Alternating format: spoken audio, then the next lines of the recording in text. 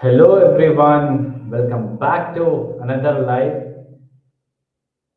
So please let me know if you guys can clearly listen to my voice and also let me know if you can see my screen.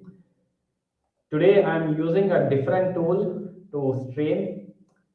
So yeah, I would like to confirm before talking anything in this live.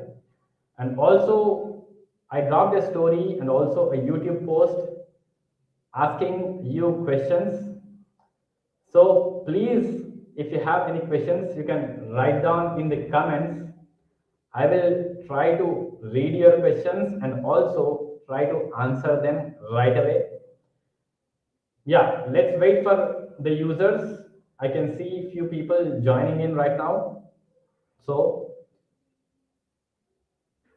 yeah, please drop your questions and let me know in the comments if you can clearly listen to my voice.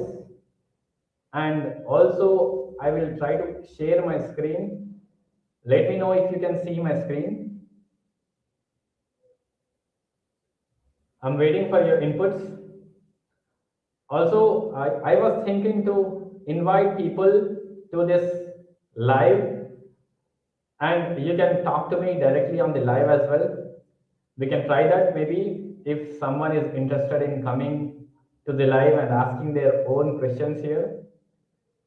So yeah, that's the plan for today. And I am planning to talk about AI, how to use AI in today's world, because many people are messaging me asking how should I stay consistent with changing new AI tools and terminologies, AI agents and stuff. So I'm going to discuss about that as well in today's live. But yeah, before going forward, I would like some confirmation that you can clearly listen to my voice and also can see my screen. Can you just confirm? I am checking on my other screen. If someone can confirm, I can start off with the topic. And also, I will try to answer all your questions. Please drop your questions. I am ready to answer all your questions now. So I think I am going to start with the topic. So everyone have the question running in their mind right now, majorly related to AI. So what should we do in this AI world? So for example, how can we use AI in DevOps? So I would like to talk about this because many people have a lot of confusion saying AI is going to replace jobs, for example, DevOps jobs or software engineering jobs or cloud related. I mean, we have, let's say, multiple different roles in software engineering. So people are very much worried about losing their jobs. So my plan is to explain it to you very clearly how to leverage AI in DevOps. So can you just comment if you can clearly listen to my voice and also see my screen? I see people are joining, but you guys are not responding, or maybe I'm not seeing any comments. So yeah, yes, I can see some comments definitely. Please try to respond in the comments so that I can continue. Yeah. So let's continue with the topic. If you are not using AI in today's world, I would say you're already behind because most of the companies already started using AI for regular day-to-day tasks that they do in their day-to-day production environments. So, first of all, my question to you is how many of you are using AI today? And let me know in the comments what kind of tools you use today for doing your DevOps related work? I don't want to listen about ChatGPT. Apart from ChatGPT, what else you guys use to improve your productivity? Because see, many people are using ChatGPT, but ChatGPT is not the only tool. There are so many different tools that can be used for your day-to-day production. For example, you can use local LLMs as well.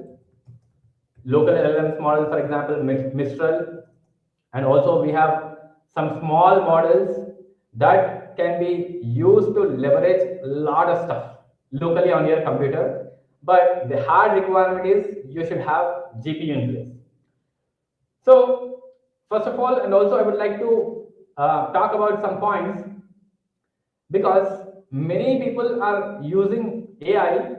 For example, people, oh, we got a comment. Great. Yeah, definitely.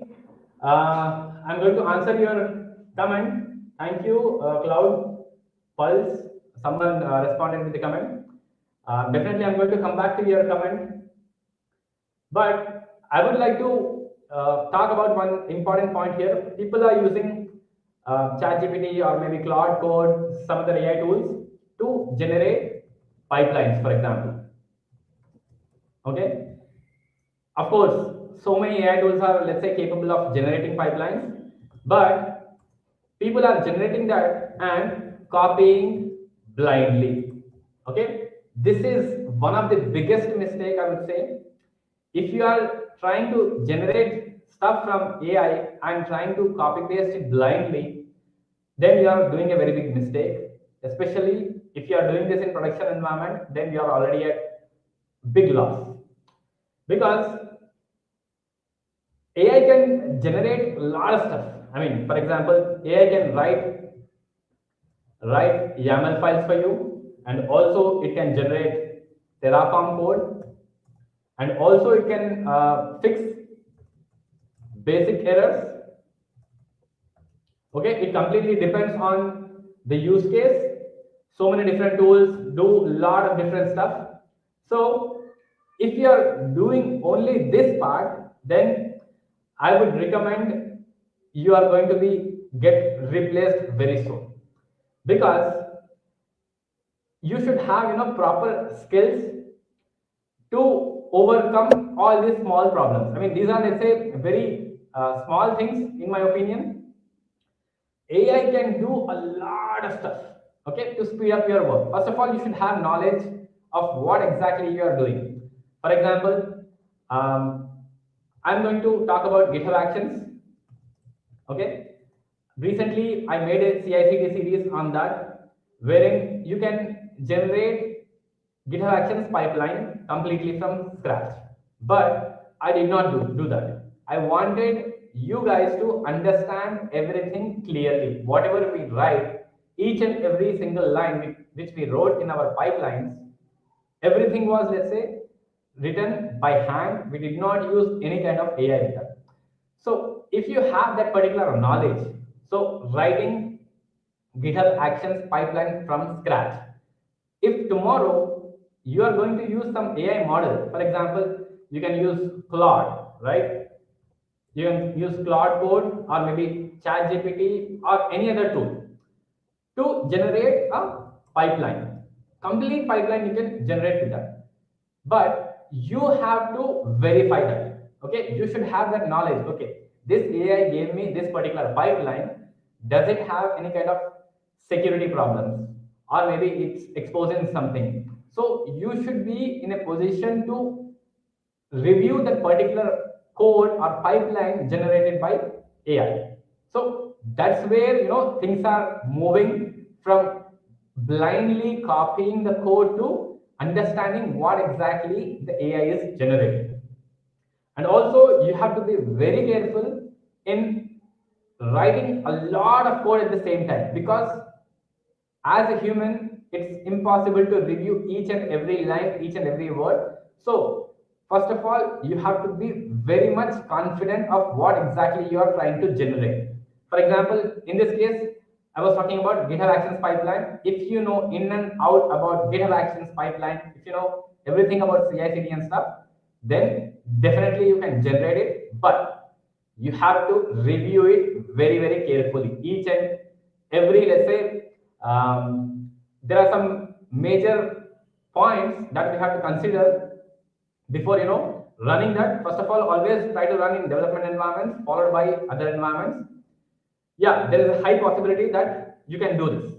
And one more important point, Terraform modules, for example. All right. So here also, blindly, we are not going to trust AI here. Okay. Guardrails are highly, important, I would say. They are very, very important. You can write Terraform modules. So you have to understand what exactly you want to create using a module. For example, you can create a virtual machine, or you can create functions, or maybe IAM roles. There are so many different stuff which we can do with generating the Terraform modules. But once again, you should have very good hands-on knowledge of Terraform. Then only you'll be in a position to review the code generated by AI. And one more important point, where exactly we can use AI is explaining error logs. Here also, you're not going to copy paste 100, 1000 lines of code. You don't need to copy all of that to AI blindly, because there is a lot of sensitive information which would be there in the logs. First of all, you should not use public AI, for example, ChatGPT or Claude Code. If you have something internally, you can use that to paste some logs and try to solve those errors. Now I'm going to jump back to definitely I'm going to answer all your comments, man. You are posting. I'm watching in my other screen. So I'm going to talk, and then definitely we are going to discuss all your comments. I'm going to talk about point number 2 here. Point number 2. So, for example, AI is very much capable these days. I think many of you, I don't know exactly how many of you are using it very 100%, I would say. But we have also seen AI is failing in production environments, right? Many companies are using it in production environments, and also we are seeing so many security issues. Security is, let's say, the major concern in terms of using AI, because see, people are trying to add so much source code at a time, and also trying to develop features, because see, using AI today, anyone can do a lot of stuff. You can blindly build features, develop and release it to production. And also bots are also becoming very intelligent. Hackers, for example, they try to scan a lot of stuff 24/7. Even they use AI models and stuff. It's not only right now, but before AI also, bots always try to scan GitHub repositories, especially public ones. And we have to be very, very careful in terms of security. Security is, let's say, very, very important topic, I would say. This is going to be a very big topic, which I'm going to definitely talk about in some other live. But yeah, in terms of failing in production, AI cannot do stuff with multiple services, for example. Okay, so in real world production, you will not have one single service. Okay, you are not deploying one single virtual machine or one single web app. You are going to deal with multiple services. It can be 5, 10, 15, 20. It completely depends on the product which you are building. So multiple services. Even today, AI is not 100% correct. It can give you some suggestions or hints, but it cannot directly pinpoint to the particular answer until and unless it has full knowledge, end-to-end knowledge of your whole repository. And also it should have proper context. Okay, context is the main problem. Many AI tools are like trying to update this context. I mean, we have some multiple agents are coming in picture. I mean, there's a lot going on right now. But yeah, multiple services is, let's say, one of the major problem. And if I talk about another important point is networking. For example, network issues. So AI cannot blindly, look around, okay, what service is connecting to what service, like what exactly is happening in between. Definitely it can read a bit, but if you have very good knowledge, then you're already ahead of a lot of people here, I will say. Okay. And misconfigurations. Okay.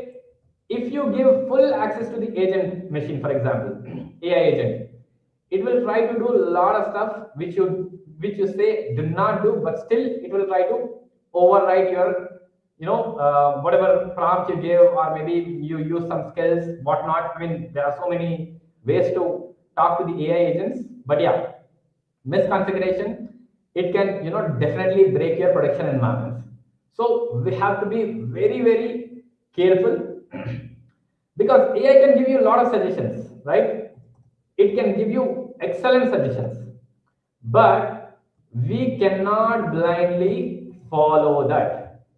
Okay, we cannot blindly. You should have knowledge about what exactly AI is giving before doing anything.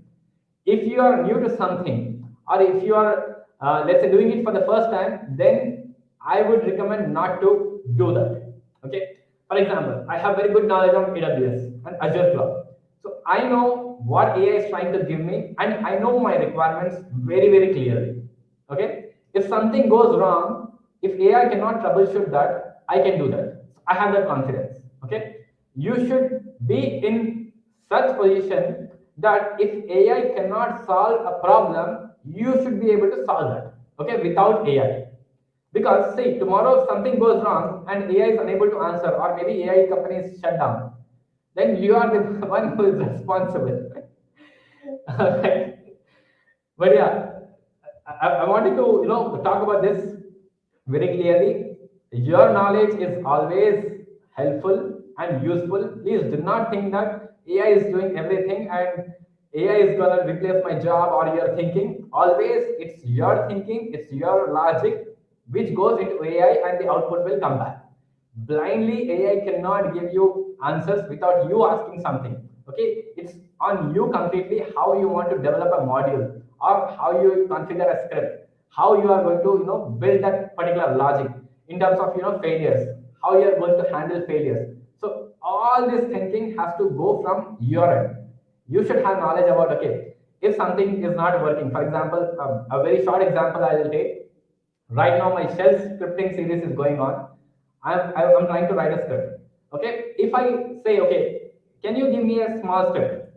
Okay, I go to ChatGPT or maybe Claude Code. Can you give a script? So it will definitely give you a script.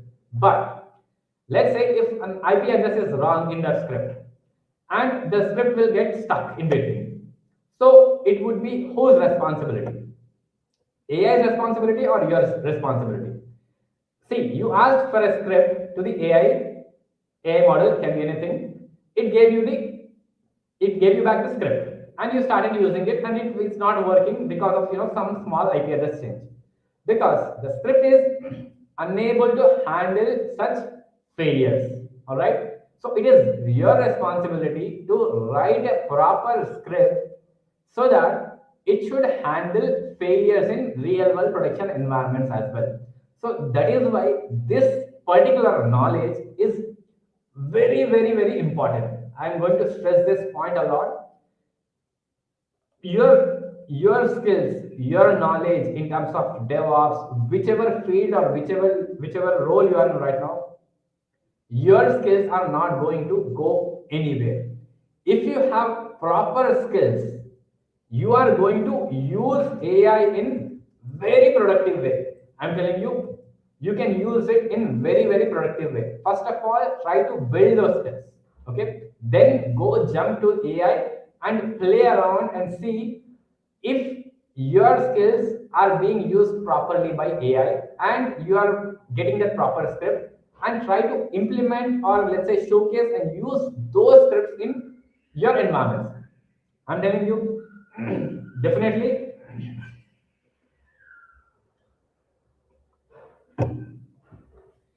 if you have right skill set, definitely you are not going to regret in any world, AI world, or maybe if something comes tomorrow. If you have right skills, if you know how to use your existing skills to use with AI or agents or whatnot, definitely you are going to be successful and you are going to get high paying jobs. And also try to focus on security.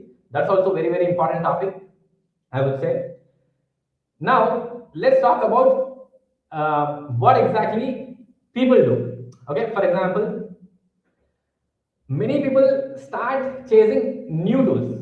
Okay, whatever is new in the market, they start chasing tools. All right, I think I told about this multiple times that people are blindly jumping into tools. For example, people directly jump into Kubernetes, people try to learn Docker, and if I ask them, do you know Linux, they say no. Because see, Linux is a very, very important skill. I mean, you can learn Docker, Kubernetes, and whatnot, but tools are, let's say, just tools. I mean, in my opinion, tools are just tools. Okay, AI is also just another tool. Okay, whatever skills you have right now, you have to use all of the skills. For example, I mean, let me write it down here. So these are your skills, and use these skills with AI, combining the look for the output. Okay, the output would be excellent. I'm telling you, if you have proper skills and if you use AI, your productivity will increase a lot. I'm saying you can try it out if you have any particular skill and try to use AI with that and look for the output and come back to me and tell, okay, bro, I definitely tried what you suggested, and yeah, I can definitely see improvement. And just try to use AI without any skills. For example, if you don't know anything about AWS, or maybe if you don't know anything about Terraform, just try to use it blindly and you will be surprised. You can create a virtual machine, or you can do a lot of stuff. Just ask AI, copy that, paste it here, run the script, it will work. But if something breaks in production environment, who is going to solve that? Okay, again you will say, I will go copy and then paste it here. But this will not work out.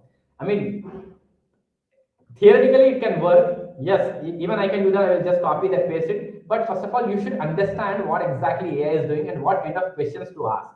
See, there are two people. One is with proper skills, and the second person doesn't have skills. I will give the same task to two different people. One person will take 30 minutes, another person will take 24 hours, or maybe 3 hours. So the people who has skills, the company is going to choose this person. And also in real production environments, time is more important. Okay, production server cannot wait 24 hours or 3 hours, 4 hours. It can wait 30 minutes or maybe 5 minutes maximum. The person who has the right skills using AI will definitely solve any problem within minutes. That's what requires for companies, right? People don't need people. I mean, companies don't need people who know AI tools. Companies need people who has skills with AI tools. Okay. Tomorrow, if some problem comes, definitely this person can handle because he has skills. If they hire a person who doesn't have skills, completely blindly depends on AI without any kind of knowledge, you are not going to get hired anywhere. Okay, you can just practice all your stuff at home and enjoy, but definitely this will not work out. Not today, not in the future. Any agent, any AI will not replace this part. Okay, so I was talking about tools, and also try to focus in terms of, let's say, skills. I'm talking about, try to focus on one CI/CD tool. For example, it can be Jenkins or GitHub Actions. I mean, try to master it. Okay, then slowly you can translate those skills, followed by Docker. You can learn Docker as well in terms of containerization, and also networking. I spoke about this here. Networking is also very, very important. This will be very, very helpful for you in any environments you go. In AI, in today's world of AI, definitely this is going to be very, very useful. And one more very, very important part, I think most of my YouTube videos are around this topic only, and also my Instagram reels and stuff. Break and fix. Okay, whatever you do, okay, whatever you are trying to learn, always try to break it and fix it. Okay, until and unless you break and fix, you are not going to learn anything. Okay, if you go and try to do it in a straight line, it will not work out.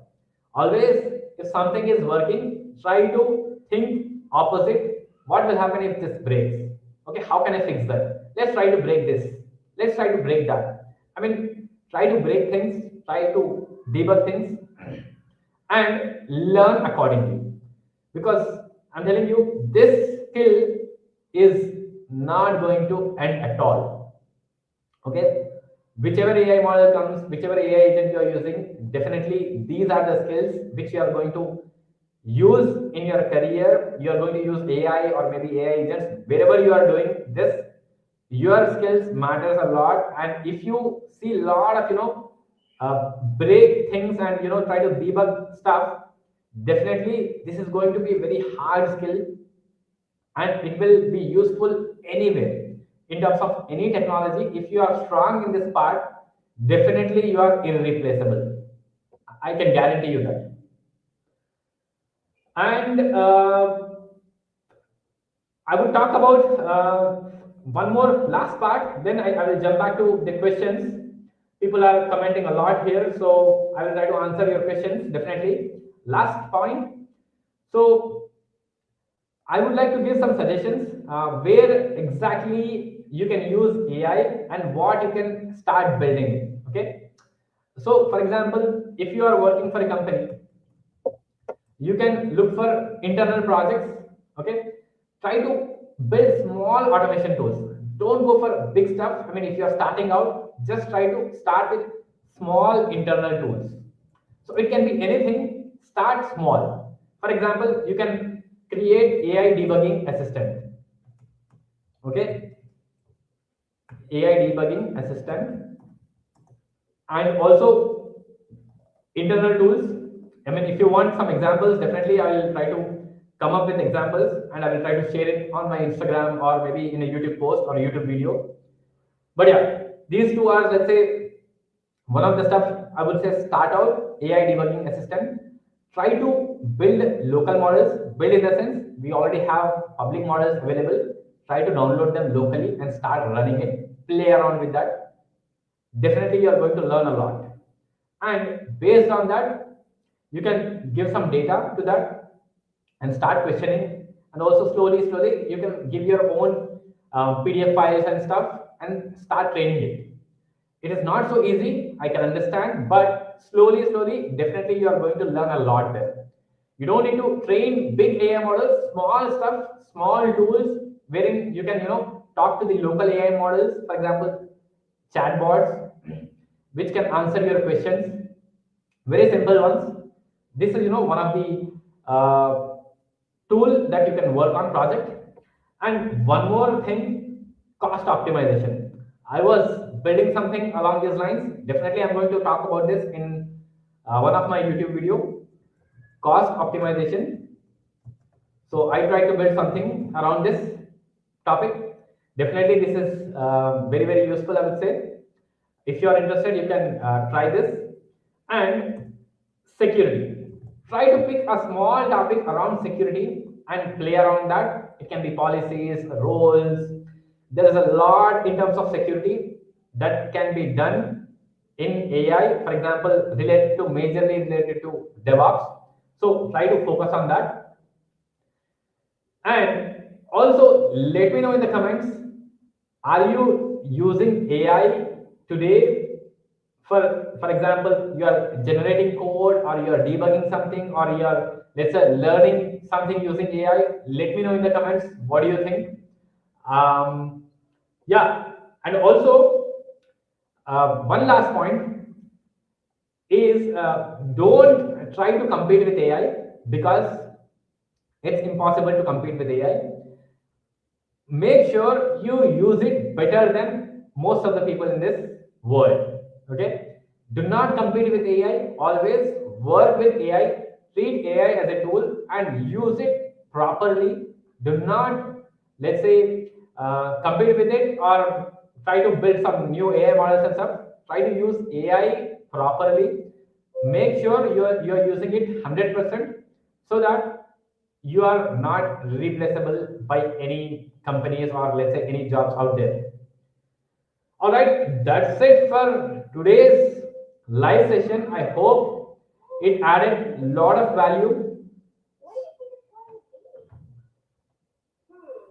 Something is running on my computer. Let me stop that real quick. All right, my another laptop started automatically. So yeah, I'm going to answer all your questions. So let me take the questions first. Cloud Pulse. I would say, as a junior cloud engineer or DevOps, try to refrain from using AI until you know what you're doing from scratch. Excellent, man. I really appreciate your comment. I'm not sure your exact role, but yeah, I definitely like your approach. I think I spoke about the same thing in my whole life. I'm not sure if you've seen that, but yeah, definitely, you are right in this case. Do not use AI. I mean, you can use AI, but understand what exactly you are doing. That's the reason I'm also trying to create a lot of videos, hands-on practical videos around DevOps. I'm not touching AI right now. So this is the main reason I would like to show the real problems on my channel. Please try to watch my videos and also do hands-on as much as possible. We have another comment from the same person. Yes, you have great takes. Yes, thanks a lot, man. And then one more question. By the way, you heard about the agentic model that AWS is rolling out. Yes, definitely. I heard about it, and I'm going to talk about it as well in my upcoming videos. And also next week, I have a plan to attend AWS Summit here in Europe. So definitely, I'm going to get a lot of knowledge from there. It's a one-day event, AWS Summit. So I'm going to attend that and come back here. We'll try to definitely share whatever I learned from there. I'm hoping it would be interesting. I already selected what kind of sessions I'm going to attend over there. But yeah, stay tuned. Definitely, I'm going to come and share what's going on with agentic AI and stuff, especially with around AWS. I'm going to attend that and come back. And also, if possible, I'll try to create a demo video as well. Let's see how it goes. So next topic, next comments. I do not see any major comments. People who are joining in right now, please drop your comments so that I can answer your comments.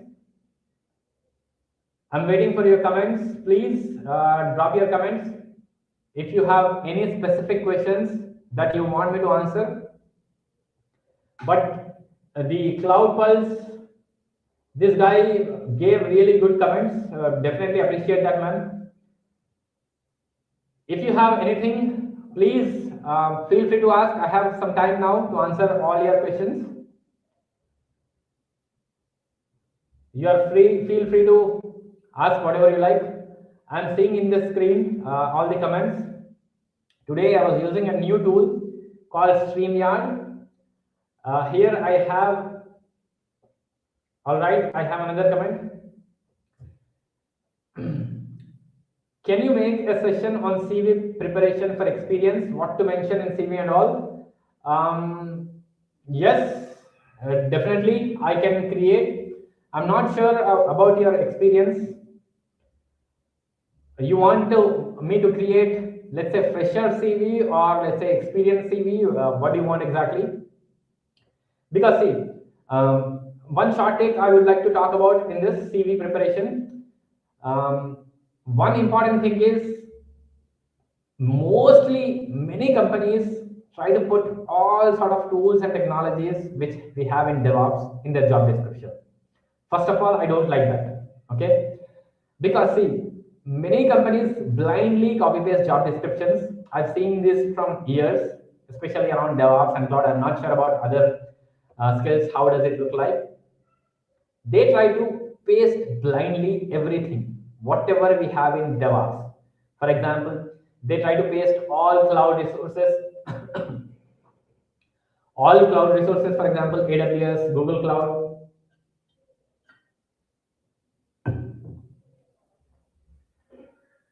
AWS, Google Cloud, and whatever tools and technologies we have in and around DevOps, they try to paste everything. That's a very big problem, I would say. And I really hate those companies. Companies will have their own requirements. They come to the interview, they say, okay, yeah, that was, kind of a mistake. This is very bad, First of all, companies should change. I do not have any control around that. 12 years non-IT, started learning DevOps and found your channel today. Wow. Congratulations, man. You found my channel. Definitely, you're going to learn a lot. I'm not sure about your level, what all you know in DevOps, especially. My honest suggestion here is I'm not sure what exactly where exactly you are learning from. But yeah, my channel is completely different if you compare with other people. I'm not sure what other guys are teaching in general. So what I teach. So if you start DevOps for beginners, okay, there is let me bring on my playlist for a minute. So if you look at my playlist, so this is my YouTube playlist, and this is my Docker series. So there is a DevOps Home Lab series, DevOps Home Lab Bootcamp. So if you see this is for beginners, okay, especially freshers. Oh, sorry, I'm not sharing my screen. Yeah. So this is my series, DevOps full course for beginners, especially for people like you. I mean, when I started my career, how I started learning stuff, I created all of this in this particular 2 hours video. Okay. If you don't know anything about DevOps or maybe anything about Linux, virtual machine, all of that stuff, start with this. Definitely, I'm telling you, in this 2 hours, you will learn a lot. Not only watching this, my suggestion would be do hands-on as much as possible. Okay, start with this.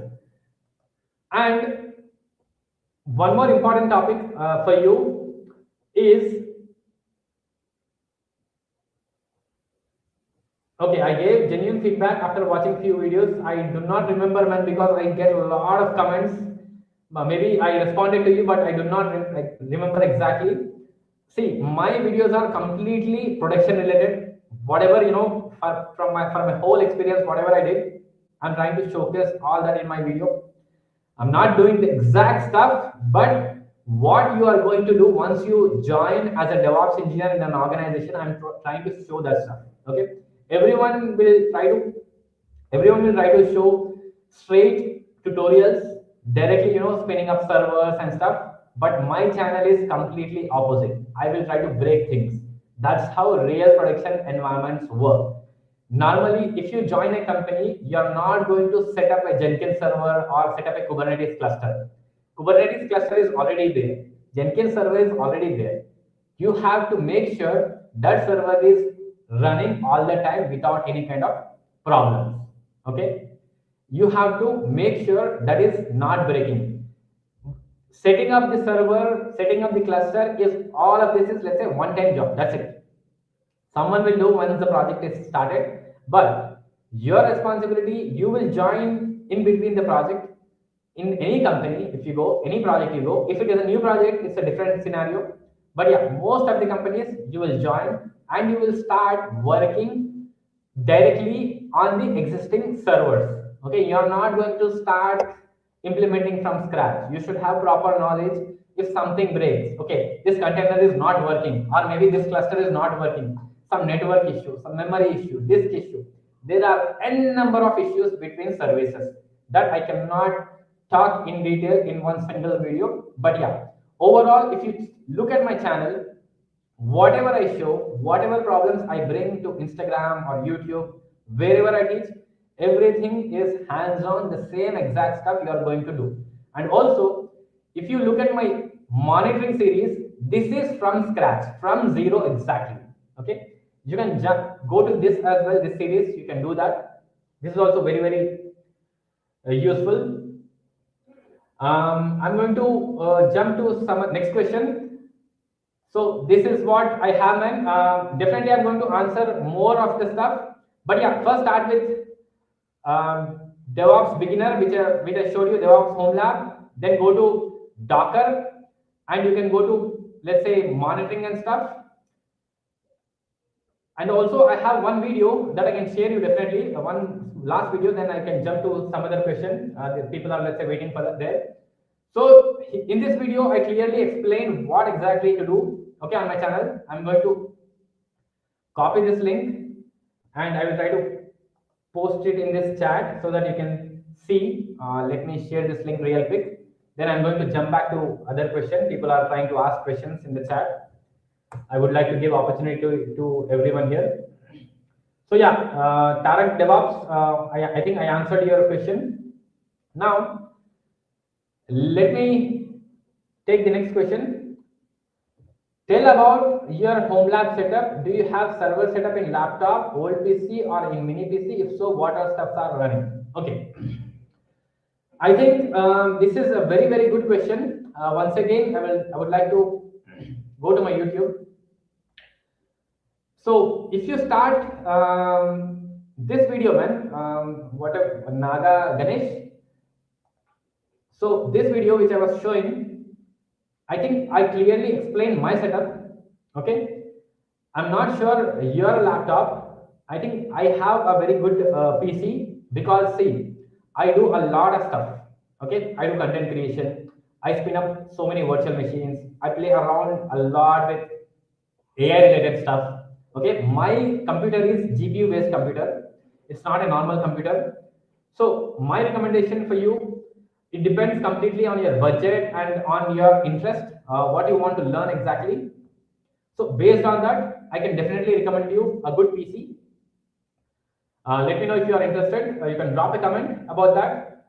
So normally 32 GB RAM should be more than enough, or maybe 16 GB is also enough. You can easily spin up some virtual machines on your laptop, and you can start working on that. 16 GB, I think easily you can spin up 3 to 4 virtual machines. At least 4 means 4 GB for host, 3 more for virtual machines. I think I already shared recently about DigitalOcean. They are giving free resources. Okay, they are trying to give free resources. I think I shared in one of my YouTube video. Please check on my channel. There is a in my last video, I guess, GitHub Actions video. There you have a link. You can register that. $200 free credits you are getting. Those are available for 2 months. You can spin up virtual machines. You can create Kubernetes clusters. I think 2 months is a lot of time, I would say. Okay. If you are serious about learning every day, you have to give time every day. It's not like you are going to sit today for a few hours and come back after 30 days. It will not work out like that. If you are serious about upgrading your skills, learning a lot in DevOps, my recommendation would be start learning every day. Is this, I think I answered your question. We are seeing many people joining in right now. If you have any questions, please drop your questions. I'm going to answer. I have few more minutes. Please, whatever questions you have, drop. I will try to answer. And also, let me know in the comments if you want me to invite people directly on this live so that you can talk to me directly for small, let's say for a few minutes, not for a very long time. I would like to give chance to more people here. I will try to solve a particular problem which you are facing right now. So I do not see any questions, guys. I see some people joining in. if you have any questions, please drop. I have few minutes to answer your questions. And Ganesh, I hope I answered your question.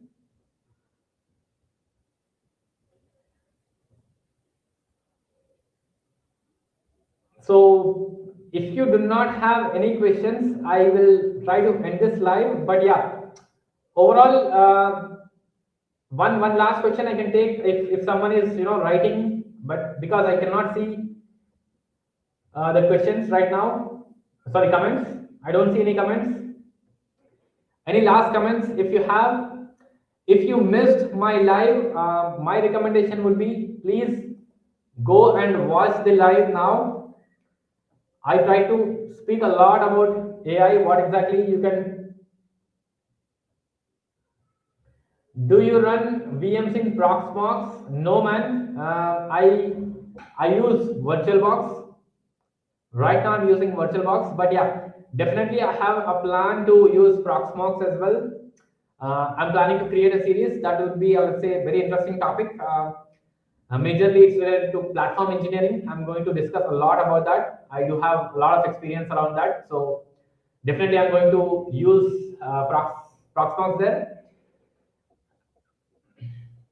But yeah, normally I didn't. If you want, you can use that. VirtualBox is, let's say, more than enough for our use case. I mean, for example, if you want to spin up some Linux virtual machines, or maybe if you want to spin up Kubernetes cluster and stuff, that should be more than enough. You don't need Proxmox kind of, I mean, if you are interested, of course, always you can do that. But yeah, it completely depends on your interest.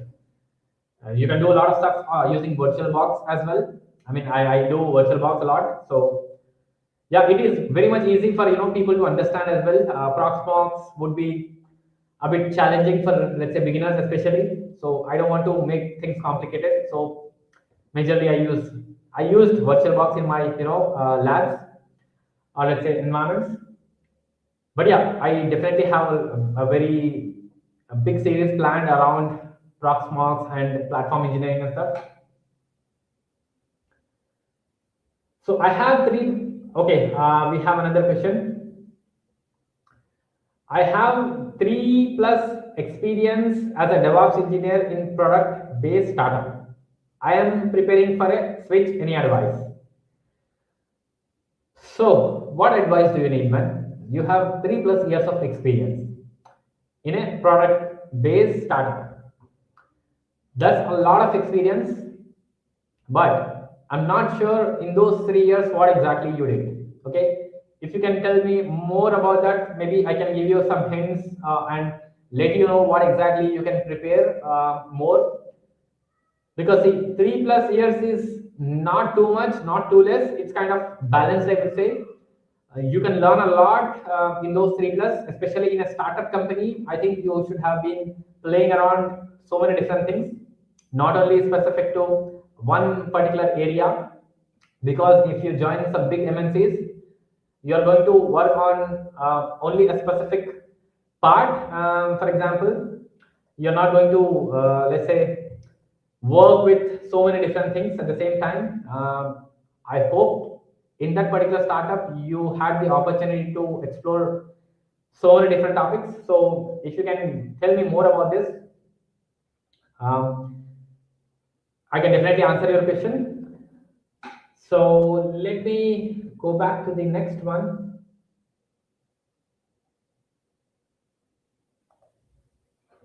K3 or Cube admin, what would you prefer to have close to production setup? I mean, it's up to you, man. I mean, what kind of knowledge you have around Kubernetes? Based on that, try to do the setup, I would say. So in general, see, my take here is a bit different, because see, do not try to focus on tools here. Try to focus on breaking things. Okay, that matters a lot. In real production environments, people will not ask, okay, did you use K3, Cube admin, whatnot? But my suggestion here to you, Ganesh, try to spin up stuff, try to break, try to understand end to end about how things are working normally, rather than focusing on one particular part. Majority, you should have proper understanding of Kubernetes. See, that is expected. And most likely, according to your experience and the role which you are applying, try to adjust your CV and try to talk about that. And majorly, try to talk about the real stuff which you do. Maximum try to do hands-on stuff as much as possible. Try to work on the real project, try to build projects. Definitely, you're going to get a lot of experience around that. Okay. So we have few more people, guys.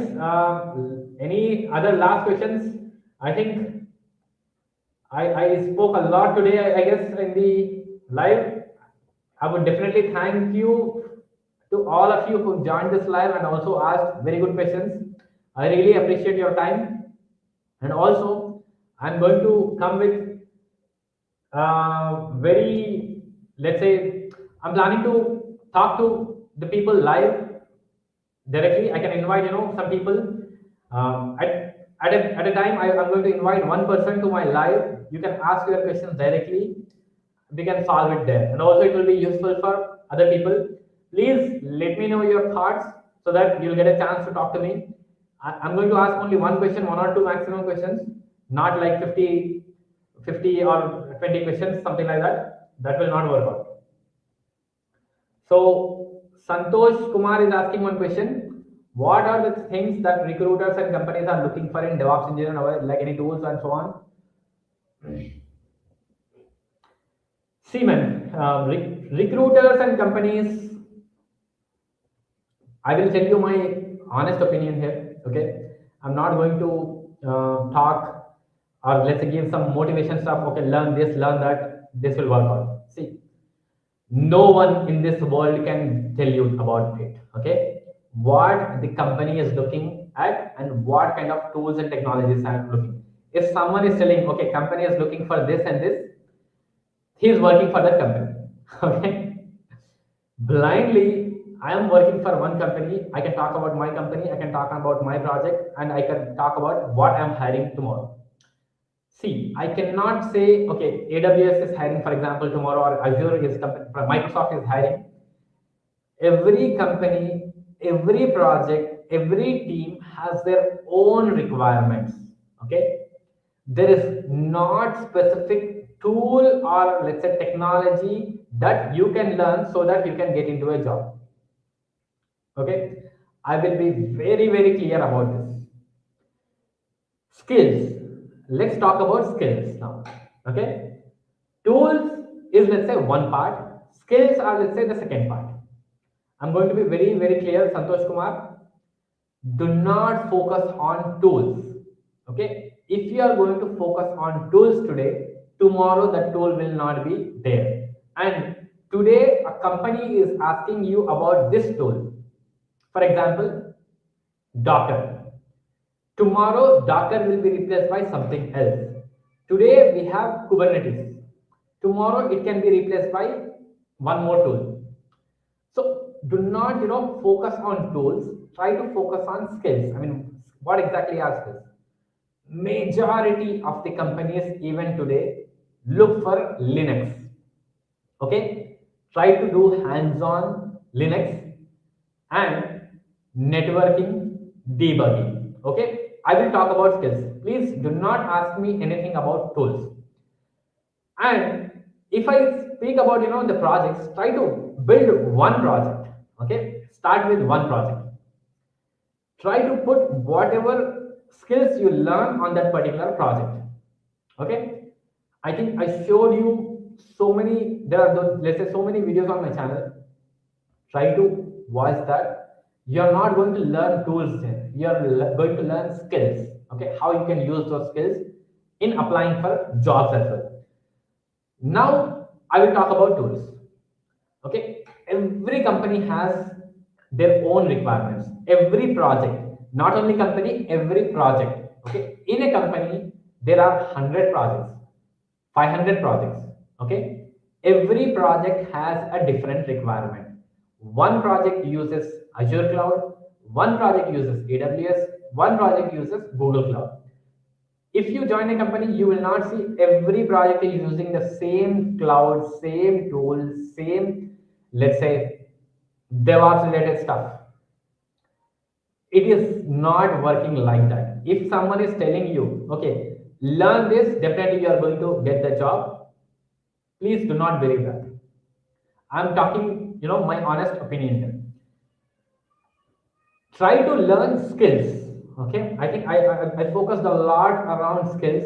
Most of my videos, if you see, in any video, if I talk about tool, just let me know in that comment. I will delete that video. Okay, because see, skills, start learning skills, try to apply those skills to the tools will come and go. Okay, today we have some tools in the market, tomorrow they will go. And try to focus on one thing. For example, Jenkins. What exactly Jenkins does? Jenkins is trying a build server. For example, it can run your jobs, it can run your production pipelines. Jenkins can do a lot of stuff. Okay, it is used across so many different stuff. For example, you can scan pipelines, you can build images using Jenkins, you can deploy to production, you can deploy to multiple environments. I mean, Jenkins in itself can do a lot of stuff. Okay, so all these things cannot be done by GitHub Actions, for example. I mean, majority of the concepts are similar, but Jenkins can do more when compared to GitHub Actions. Okay, some companies would like to choose Jenkins for n number of reasons, and some companies would like to choose GitHub Actions. Okay, so what you are going to do here, I will not say go learn Jenkins, go GitHub Actions. Try to pick one thing and master around it. Okay, once you master one topic or tool, not only focus on tool, but each and everything what exactly that particular tool is doing. So CI/CD, for example. Okay, the same tool, same concept apply to GitHub Actions as well. Okay, the same stuff applies to Azure DevOps.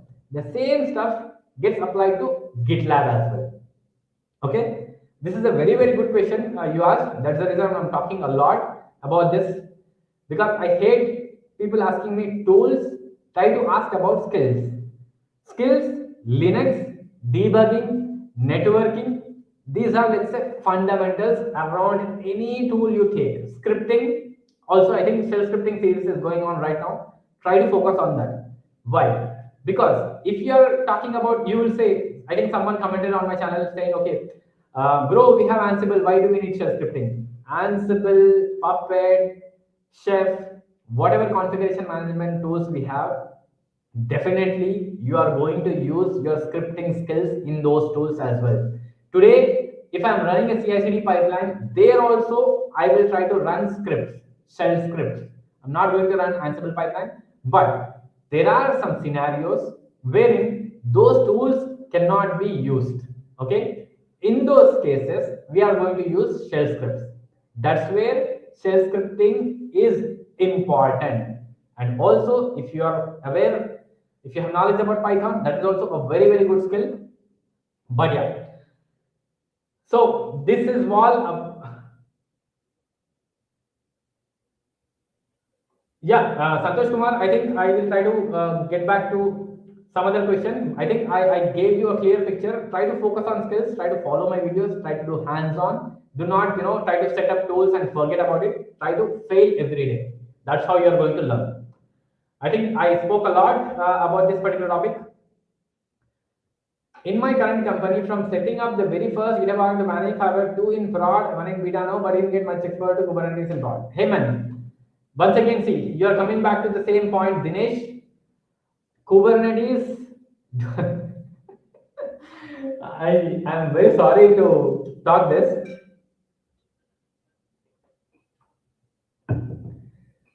Do not focus on tools, man. I mean, so many people are so obsessed about Kubernetes. I would say, I mean, the social media, YouTubers, whatnot, everyone is trying to show Kubernetes. There are so many projects in the world running without Kubernetes. Okay, Kubernetes is a very high scale, in very high scale environments we are going to use Kubernetes. Not every project, not every company is using Kubernetes. It is not required. Okay. If you talk to a proper engineer, definitely he is going to answer the right questions to you. See, according to the company's requirement, project requirements, there are so many things we have to consider before using a particular tool. You you will not blindly use Kubernetes or blindly use Docker or Jenkins, GitHub Actions. There are so many things that we have to consider before using any tool. Okay, so many means so many. There is a very big document that we have to checklist. We do a lot of research and we will see like what kind of support they are going to provide. Because see, if you are working in an enterprise organization, it is not so easy to blindly use any tool you like. Okay, it doesn't work like that. I'm telling you from my own experience. I do have a lot of experience around all of these things. I work with so many different tools and I know how things work. It completely depends on the project and the product and the area you live in. I mean, in the world, GDPR related stuff. For example, I live in Europe, so we consider a lot. I mean, companies consider a lot before taking any decisions about any tools they are going to use in the project. Okay, make that very very clear. Do not worry if you don't know Kubernetes. There are so many projects which are running without Kubernetes as well. Some companies are planning to shift from Kubernetes to some other tools which are more easier to maintain, because Kubernetes is very complex stuff. Okay, Kubernetes came from Google. Okay, Google is a very high scale company. They try to serve all over the world, right? So if you are going for a company, your company is not serving to the world. So please do not worry about Kubernetes and don't try to blindly focus on that. There are so many different stuff. If you have right skills, companies are ready to hire. Do not focus on that. I think I answered all the questions. I guess the way you shape the mindset around debugging is okay. Thanks a lot, man, Dinesh. If you are very very serious, I will show you a playlist. This is majorly about theory. Let me check that real quick. So I had a very excellent playlist. It was a 30-day challenge. Yeah, this one. If you are very very serious about to know my thinking and also you want to improve your thinking, just try to follow this particular series. This is all about how things work in real production environment. You can learn this is everything is theory, it's not hands-on practical, but it will let you think. Okay, from day one onwards, I am talking about a problem, you have to explain me that problem. Okay, you have to show me your thinking process in the comments. These are 30 videos. If someone is really interested in upgrading their skills, definitely please take out some time and try to watch all these videos. Every video has a challenge that you have to answer and you have to let me know in the comments. Okay. Yeah. So I think that's it for today. I see 12 people joined. I guess I'm going to finish my live. If someone is has any one last question, I think I will try to answer that and then I will try to finish my live. If you are joining late, please try to watch my live once again.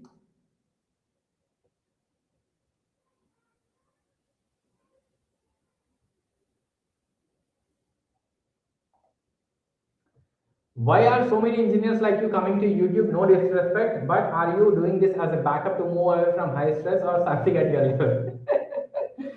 That's a very good question, Santosh. So why I am coming to YouTube? First of all, I started YouTube in 2021. I will tell you in very short time. For example, if you check my YouTube videos, I started in 2021. I think it's public in the videos. If you check, oh sorry, I am not sharing my screen. So let me share my screen. So I'm not coming to YouTube right now. So if you check my YouTube videos, I started posting from 2021, okay, January. Okay, why did I come to YouTube? So I saw one of the videos, I forgot the name. So I saw one of the channels, for example, see, Jan 23rd, 2021, I started my YouTube journey. Before this, 2012 I'll talk about. In 2012 only, I had a passion around creating, content. So I was using Facebook at that point of time. Okay. So I did not continue in 2012. Then slowly time passed. 2021, I moved to 2017. I moved to Europe. 2020 COVID time, I was alone at my home and I was, let's say, bored. What to do? I was watching some videos. Okay, people are creating content. I saw, okay, let's start create. I was thinking to start create videos around DevOps topics. Okay, majorly around DevOps. So I showed some basic stuff. For example, how to create virtual machine and stuff. And then I was talking about Git, database, some basic stuff in the beginning. Okay, 21. Followed by 2021, again, I was talking about Docker, whatnot, and all. Then 22, 23, I was not consistent enough over there. Okay, majorly I was not consistent. I'll be very honest here. Okay, I was not consistent. 23, 24, I started creating more and more content. 24 also. 24, I was a bit consistent, I would say. But then 24, I decided, okay, I am going to 23, I guess. End of 23, I decided to do workout. Okay, I started going to gym because I sit and work for a long time. I started going to gym, and then I decided, okay, I can do gym. I did for 6 months, 6 to 8 months. Then I changed it to diet. Okay, from gym to diet. Then I thought, okay, I'm doing this regularly. So what if I can, create content around DevOps? So I said, okay, let's start creating. So I gone through some of the YouTubers and I came across, okay, people are creating videos, but everything is generic. Okay, generic means how to set up Jenkins server, how to install Docker, how to run containers.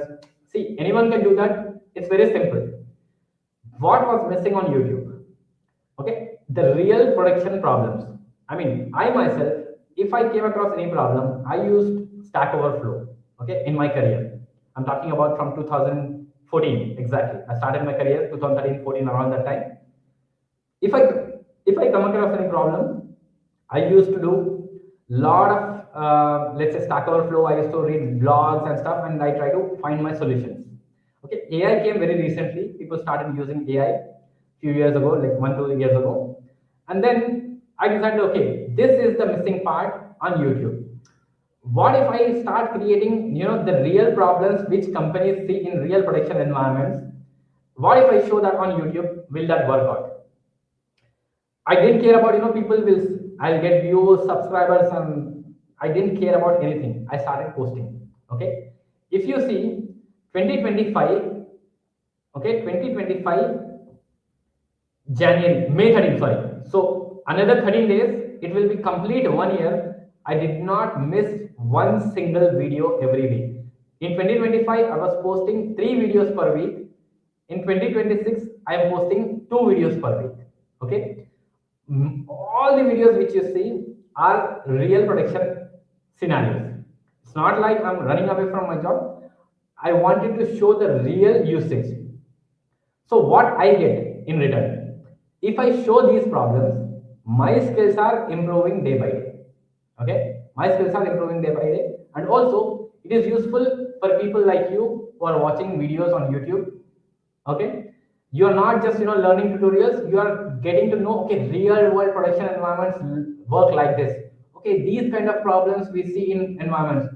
Oh, this would be definitely useful if you join a DevOps project or a company. You will think, okay, this will be definitely useful for me, because maximum issues which I show today or tomorrow, definitely you are going to come across that problem, and you will definitely thank me during that time. Okay, this bro was teaching about this in so and so date or year, maybe. Definitely, whatever problems you are seeing today, tomorrow if you work for an organization or if you are working for a company, one or the other time in any project, you are going to see this. So I'm getting my own skills. I have a proper discipline in place. I'm creating all this stuff. I'm doing my job as well parallelly. And yeah, it's out of interest. I'm trying to help people. That's what I can say. I would say. I hope I try to answer.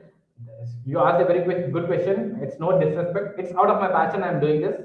I'm not getting anything in return. So I'm just getting some subscribers. So for example, I have 2870. Last year I did not have any subscribers. Looks like people are getting resonated with my content. I think one person became my monthly support subscriber. I think I posted a story on my Instagram. They are following me for a long time and they really like my content, and I'm giving everything for free. So yeah, there are some paid stuff which I'm doing, but yeah, it's up to the individual. If they are interested in learning and are very serious, they can do hands-on troubleshooting as well. So yeah, long story short, I think I try to answer your question, I guess.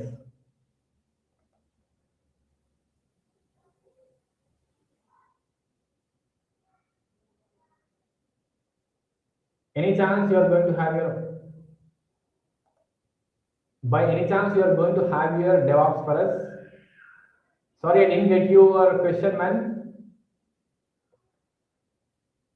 I did not get your question. By any chance you are going to have your DevOps for us? I did not understand your question, Prashant.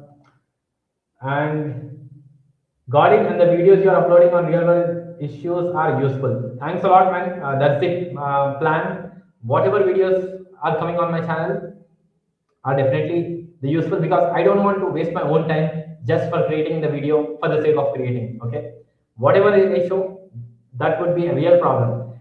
Each and every video, I think I have 400 plus videos on my channel. Whatever video I create will have value from it. I think many people learned a lot from my stuff, and also some people got jobs as well. I'm not promoting about that, but yeah, definitely my content was helpful and useful for so many people.